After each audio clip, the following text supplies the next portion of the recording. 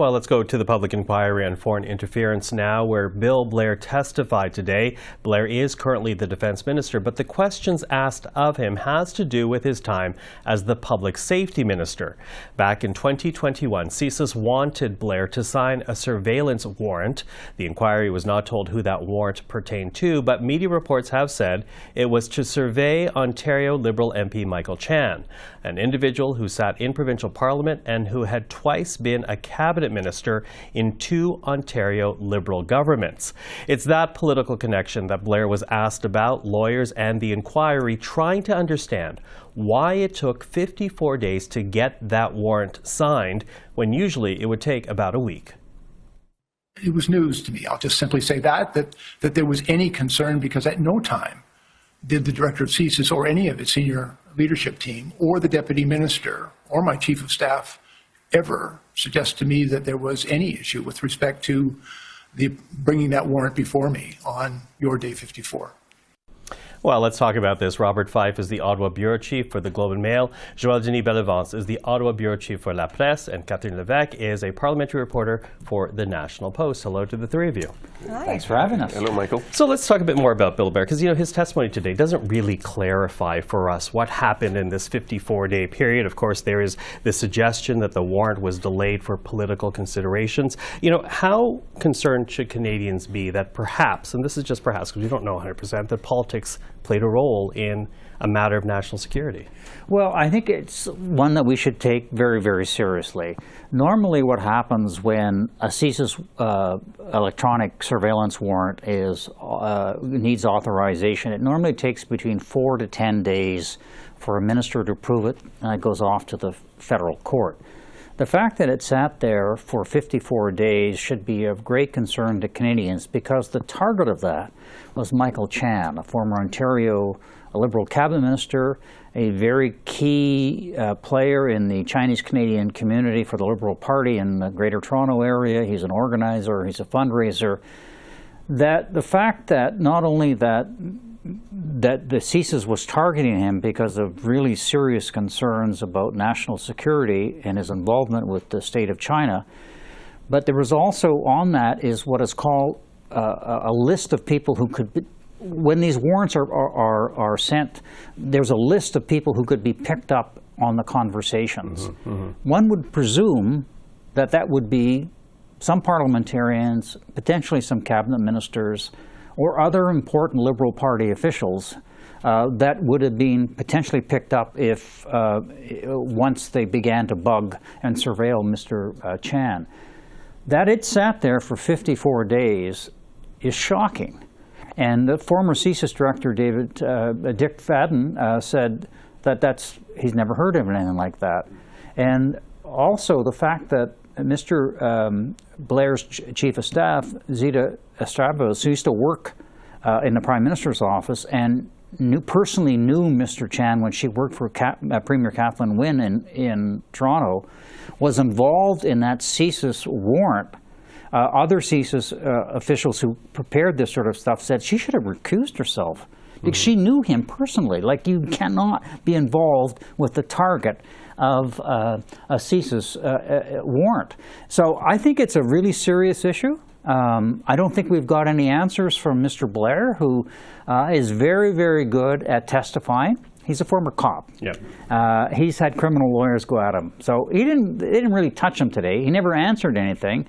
But one thing he made sure of is that he didn't know anything. He's like Sergeant Schultz. Remember Hogan's Heroes? So, Sergeant Schultz? I know nothing. I saw nothing. I hear nothing. Well, but to be fair, he says he signed it as soon as it came to his attention. Right. How concerned should Canadians be on this, Catherine? Well, I think it is concerning, because you had a political staffer who was who made sure that CSIS could not do their job correctly, right? And so this sat in the office, and Zita Estrabos was aware of this for 54 days, and finally Bill Blair signed it. But during that time, I mean, essentially what we've heard this week is it's a blame game, on all sides. People are pointing fingers at each other, saying, well, it was Bill Blair's chief of staff should have told him. At the same time, Zita Astravas saying, well, CSIS should have said something if they were really worried about this. But essentially, yeah, I agree. Ultimately, I think the big question is, why did the chief of staff, Zita Astravas, why was she sitting on this for so long? Why did she request a briefing and then waited, weeks and weeks to bring it to Bill Blair's attention? Whereas, during that same period, he signed other warrants, in a matter of days. So, I don't think it was because the pandemic was a problem necessarily. I mean, he was able to make Which decisions. has been raised as a potential reason. And, I get it was maybe a little bit more difficult to get information, classified information, but at the same time, Bill Blair was able to do his job for other warrants. So why did this one take so much time? I think Canadians should be concerned. Joël-Denis? The timing of this demand from CSIS for that surveillance mandate is interesting because it was a few months before the Prime Minister actually called an election. So for sure, I think there's a link there that we wanted, maybe that's the suspicion, they wanted to avoid some kind of damaging information being told or spread out, or giving tools to CSIS that could uncover something that would be embarrassing to the government. But clearly, Zita Astravas testified this week. Her testimony was not very clear. In fact, I think she may have hurt himself with that testimony.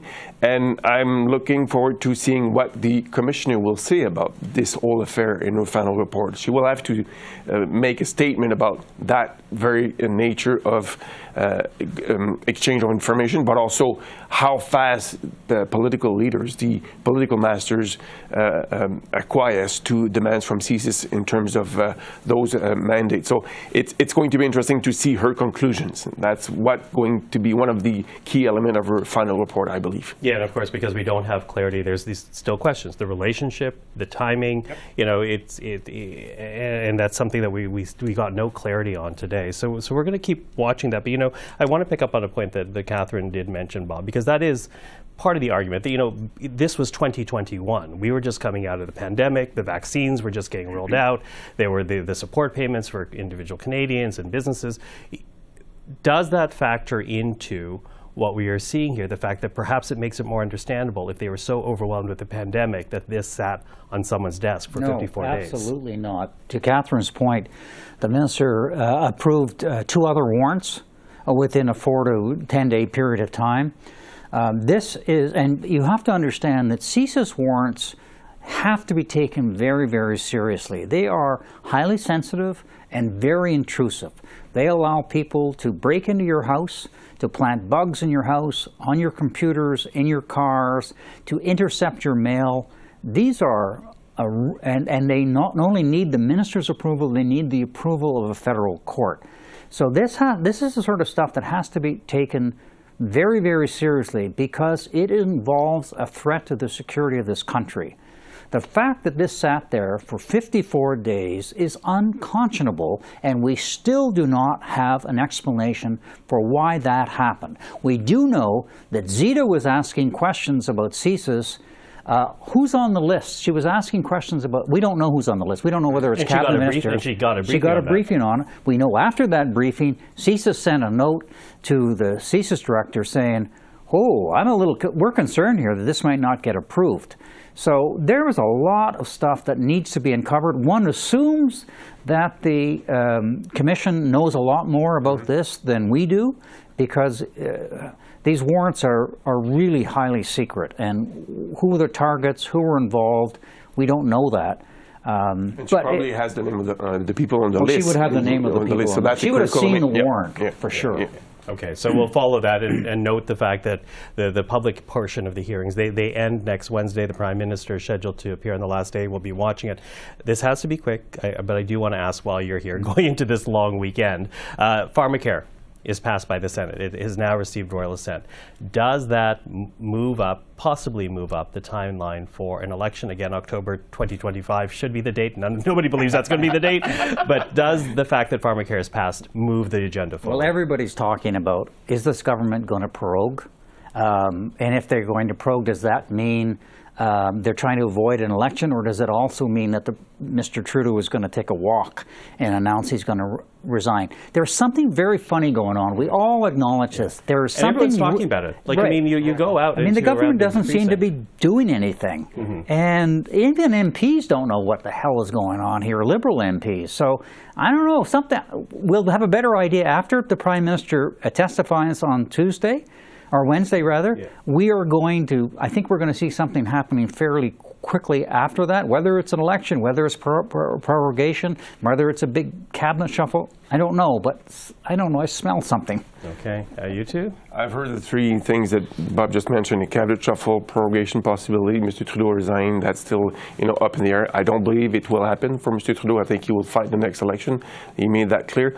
But for sure, I don't think the political context can allow the government to survive longer in this fall. I think something will have to break somewhere. Either the NDP will say, enough, we need to go to the people and ask them for their verdict, or the Prime Minister himself make something happen so that the gridlock that we're seeing right now is over. But there's currently an impasse, and that Parliament that we have right now is not productive, none whatsoever. I mean, nothing is happening in the House of Commons right now. I mean, we're on the same question of privilege and have been for the last 2 weeks. But also, what we're seeing increasingly, and it's become very clear this week, is that the Bloc Québécois is not going to get the bills that it's asking for and the delays that it's asking for. At the same time, the government, I think, also wants to buy some time, because sure, they just passed the Pharmacare Act, but at the same time, you need time to negotiate with the provinces to actually get some of the things that you want to see before the next election in place. Well, and to protect pharmacare, because if these deals are not negotiated and protected, and the Liberals don't win re-election. But I think for the Liberals, especially, they want to see free contraceptives and free insulin. But I think especially the contraceptive part, because they want to put Pierre Poilievre on the spot and say, are you going to take that back from Canadians? So I think, in the grander scheme of things, I think that's maybe where the Liberals are going, and maybe for that rationale. But I agree with Joël-Denis. I don't think it's because we would be proroguing because the Prime Minister would be stepping down. Okay. Well, we watch, and of course, what happens, I'm going to invite you back. Bob Fife, Catherine Lévesque, Joël-Denis Bellavance, thank you very much. Have a great Thanksgiving Happy weekend. Thanksgiving.